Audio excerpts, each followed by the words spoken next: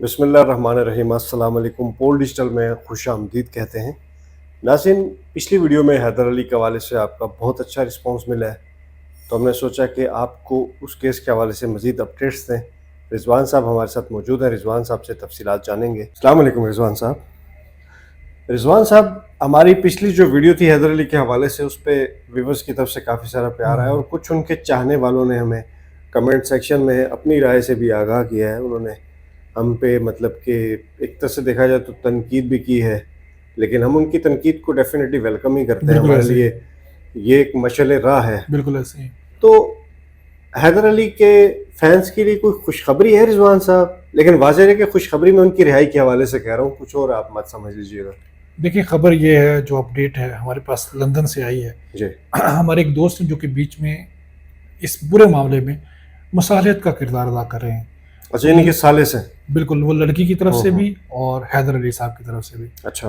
और अगर ये वो मामला, जर्नलिस्ट हैं?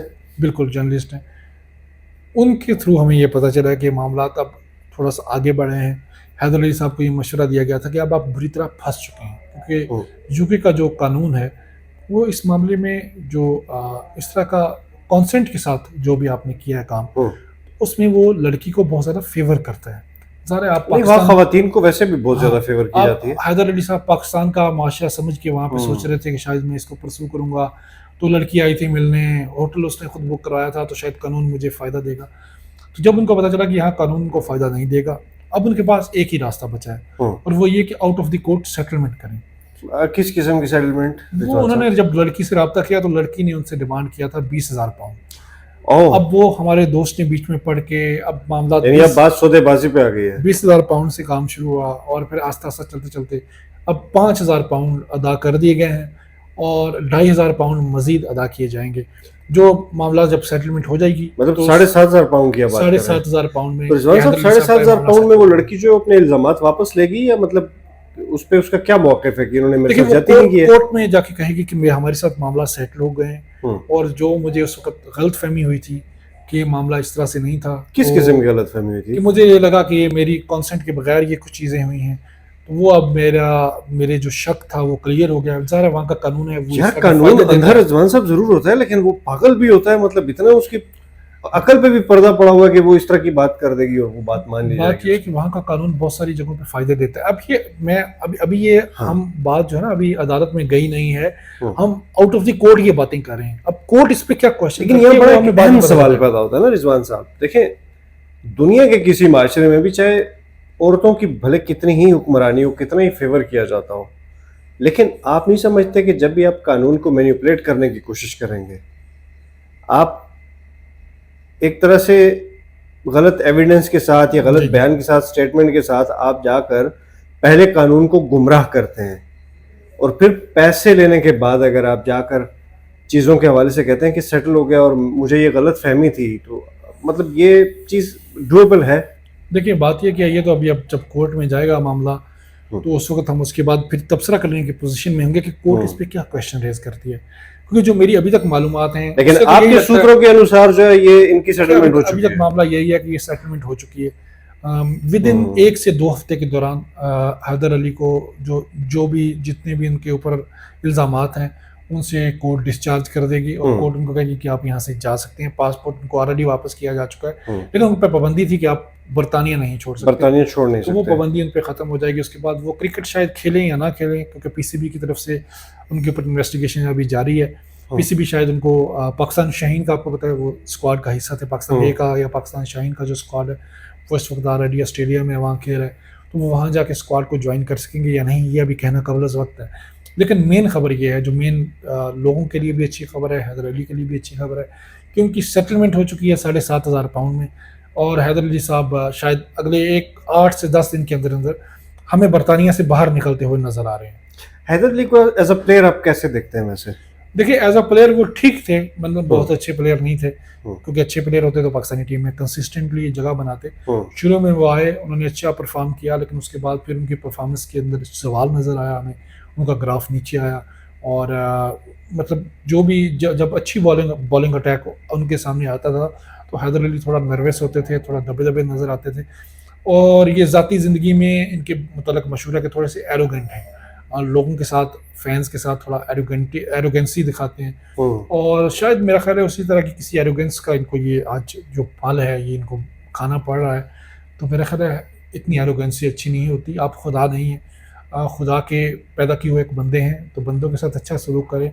किसी के साथ अगर कोई कमिटमेंट करते हैं तो उस पर पूरा उतरें। किसी लड़की के साथ भी अगर आप किसी रिलेशनशिप में हैं हम्म। तो कोशिश करें उस रिलेशनशिप को मंतकी अंजाम तक पहुंचाएं।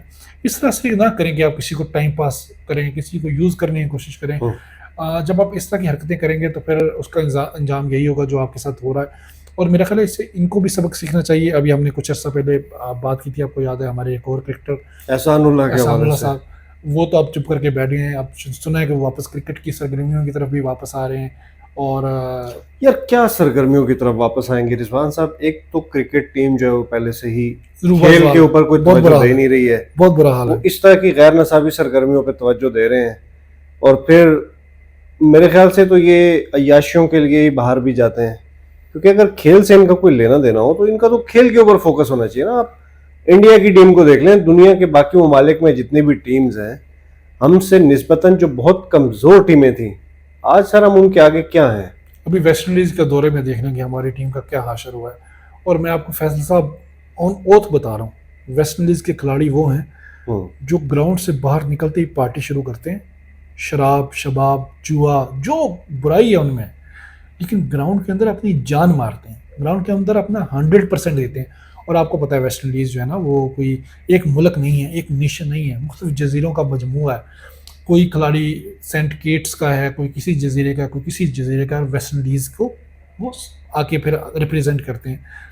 अंदर से उनकी पता नहीं इसे कितनी में लोग लड़ाइयाँ हैं हैं। यार जिन्होंने गुलामी बिल्कुल, दर गुलामी बिल्कुल दर ऐसा। गुलामी काटी हुई अंदर से फैसल साहब उनकी इतनी लड़ाइयाँ हो रही होती हैं टीम में, लेकिन जब वो टीम को रिप्रेजेंट करते हैं, लाल वर्दी पहनते हैं, उसके बाद फिर वो नहीं देखते कि सामने कौन है। और उन्होंने पाकिस्तान को भी ऐसे ही यार पाकिस्तान अब का दूर हश्र क्यों नशर किया। जाते हैं? आप अफगानिस्तान को देख लें, आप देखिए, इंडिया को देख मैं लें, मिसाल देता हूं, मैं इसकी मिसाल बांग्लादेश देता को देख लें, हूं। देखिए ये फैसल सब दुनिया साहब, की ये बेस्ट वन टीमों में नेशन, नहीं कंसिडर देखिए होती ये हैं। वन नेशन है ना एटलीस्ट।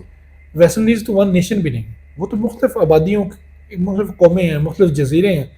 वहाँ से खिलाड़ी उठ के कैसे रिप्रेजेंट करते हैं, और वहाँ जो हालात हैं वेस्ट इंडीज़ के, आप सोचें उनकी टीम के पास इतना पैसा नहीं है, उनकी टीम के उनके पास फंड्स नहीं है, उनके फंड्स पास। नहीं है, उसके बावजूद वो आके किस तरह से अपने आप को उठाते हैं, गेम एक क्रिकेट के साथ अपनी जो संजीदगी है उसको शो करते हैं। पार्टियां भी करते हैं यार, मैं ये नहीं कहता कि पार्टियां ना करें यार, पार्टी का टाइम पार्टी करें, ग्राउंड के अंदर तो अपना 100% दिया। लेकिन एटलीस्ट आपको ये तो सोचना चाहिए ना रिजवान साहब कि जब आप मुल्क को रिप्रेजेंट कर रहे होते हैं किसी दूसरे मुल्क के अंदर, तो आपके ऊपर एक जिम्मेदारी आयद होती है। आप एक मुल्क के नुमाइंदे होते हैं, लोग आपको फॉलो करते हैं, आपसे मोहब्बत करते हैं, आपका मैच देखने के लिए वो अपने हक हलाल के पैसों से टिकट खरीद कर जाते हैं, वो धक्के खाते हैं, वो लोगों की गालियां सुनते हैं। आप अगर जाकर कमेंट्स बॉक्स देखा करें ना लोगों के, तो जो पड़ोसियों के साथ जिस तरह की लोगों की बहस चल रही होती है, तो शायद उनके घर वालों को कोई गाली दे इतना बुरा नहीं लगेगा जितना इनको गाली देते हुए बुरा लगता है। तो इनके जज्बात के साथ ना खेलें ना, ये खेल को खेलें। देखिए जिस मैं अभी को एशिया कप, खेलने के इनको पैसे मिलते हैं वो खेलना चाहिए। एशिया कप लोगों की के लिए जज्बात से क्यों खेलते हैं? एशिया कप के लिए हमारी टीम का ऐलान हो चुका है, और मैं अभी से मैं दुआ ही मांग रहा हूँ, क्योंकि हमारा मुकाबला इंडिया के साथ है। 2 बार तो परफेक्ट वाकई मुकाबला है, तीसरी बार फाइनल में शायद हो या ना हो। और मुझे तीनों बार, मतलब दूसरी बार ही जब हार जाएंगे तो फिर फाइनल में क्या जाना है हमने, सेमीफाइनल में, सॉरी उसका इस तरह से फॉर्मेट है कि शायद 2 बार तो लाजमी मुकाबला है, तीसरी बार फाइनल में शायद मुकाबला हो।